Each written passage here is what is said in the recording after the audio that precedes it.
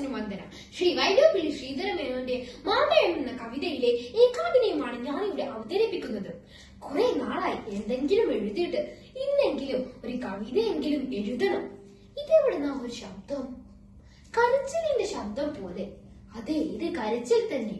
അതാ മുത്തശ്ശി വരുന്നു. മുത്തശ്ശിയോട് തന്നെ ചോദിക്കാം. മുത്തശ്ശി, ഇതെവിടുന്ന ഈ കരച്ചിൽ?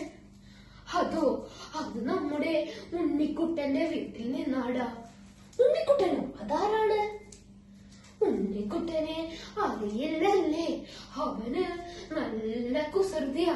എന്നെ മുത്തശ്ശിന്ന് വിളിക്കണ കേക്ക് എന്ത് രസാറിയോ?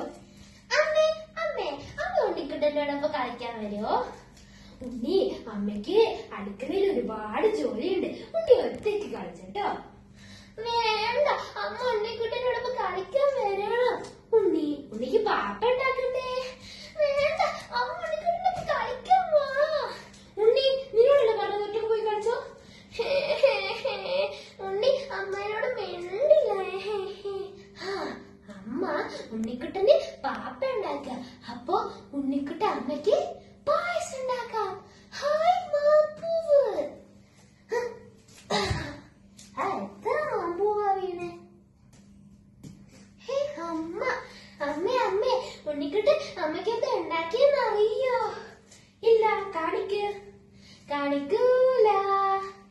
കാണിക്കുണ്ണി. കാണിക്കൂല. ഉണ്ണി, നിന്നോട് കാണിക്കാൻ പറഞ്ഞത് ഇതാ. എന്റെ ദൈവമേ, ഇതെന്താ? മാമ്പൂ പറിച്ചുകൊണ്ടു നിൽക്കോ? ഇനി എവിടുന്നായി മാങ്ങ ഉണ്ടാവുക?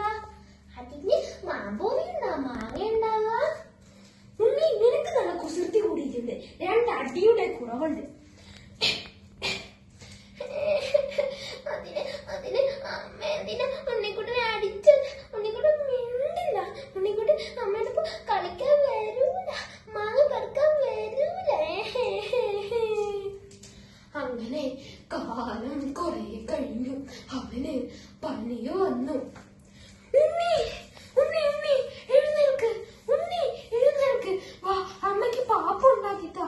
വാ, അമ്മയ്ക്ക് മാമ്പ കൊണ്ട് പായസം ഉണ്ടാക്കിത്താ. ഉണ്ണി, വാ, നമുക്ക് മാങ്ങ വരക്കാതെ.